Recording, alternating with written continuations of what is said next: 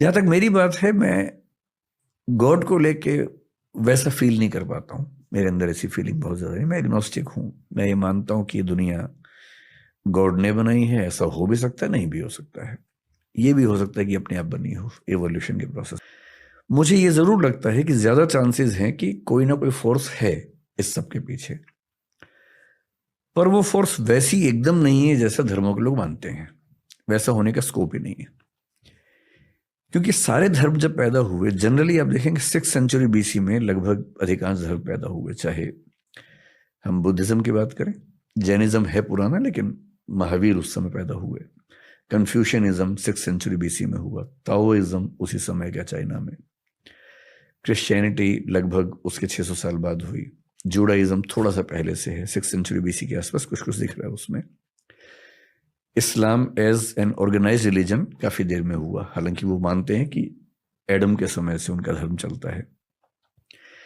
धर्मों का विकास, human being का जो कॉग्निटिव डेवलपमेंट है, जब हम पहली बार सोचने लगे, हम तो मतलब कई अरब साल का प्रोसेस है एवोल्यूशन का।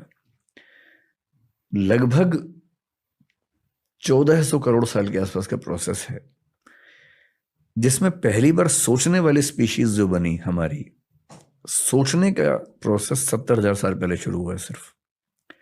सिर्फ 70,000 साल से हम सोच रहे हैं। उसके पहले सोचने की क्षमता नहीं थी, ब्रेन ऐसा नहीं था। पिछले 2,500 साल से फिलोसफी चल रही है, यानी सोचने के भी शुरुआती 67,500 साल में फिलोसफी नहीं है।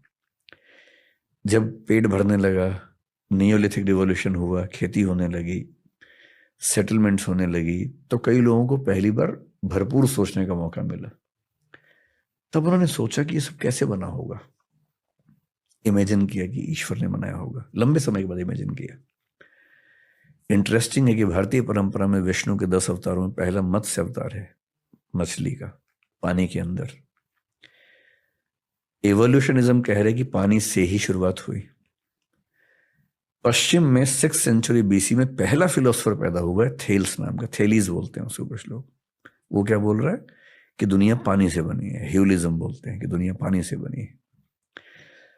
मैं जो कहना चाह रहा हूं कि ये सारी फिलोसफीज बहुत ज्यादा प्रभावित हैं इस संसार के अनुभवों से। जबकि सच ये है कि पूरे यूनिवर्स में, अगर मैं इस पूरी दीवार को यूनिवर्स मान लूं, तो जो हमारा पृथ्वी जो हमारी है ना, वो क्या मैं कहूं, एक मच्छर को भी 100 से डिवाइड कर देंगे उतना हिस्सा बनेगा। 1000 से डिवाइड कर। हाँ, इतनी छोटी पृथ्वी के कुछ हजार साल के अनुभवों से हमने थियरीज बना ली हैं बड़ी बड़ी, कि भगवान, अल्लाह, गॉड।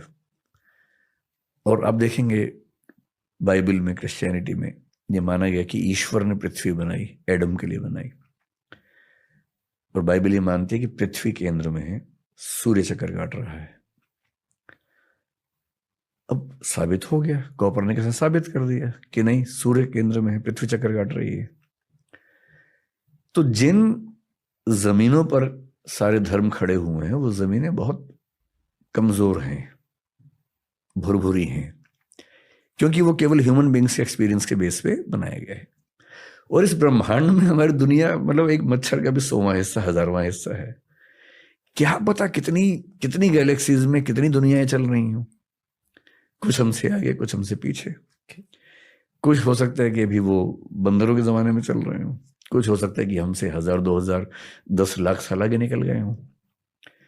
इन दुनियाओं में आपस में इंटरेक्शन भी अब तक नहीं हो रहा। हम उनको एलियन कहते हैं, वो हमको एलियन कहते होंगे।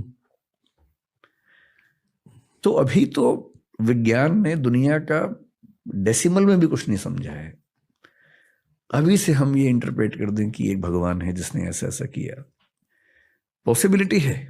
एग्नोस्टिक होने का मतलब है कि I accept there stands a possibility of God existing. पर हमारे दुनिया के धर्मों में, दर्शनों में गॉड की जो व्याख्या है बहुत ही बेसिक लेवल की है। पृथ्वी को केंद्र में रख के व्याख्याएं की गई हैं, अपने देश को ध्यान में रख के, अपने समाज को ध्यान में रख के बनाई गई व्याख्याएं। मेरे ख्याल से अल्टीमेट रियलिटी जब भी हमारे सामने आएगी, मतलब हमारी जिंदगी में तो शायद नहीं आएगी, शायद 10-20 हजार साल तक भी ना आए, शायद 1 लाख साल के बाद सामने आए, वो वैसी नहीं होगी जैसी हम सोचते हैं, उससे काफी अलग होगी।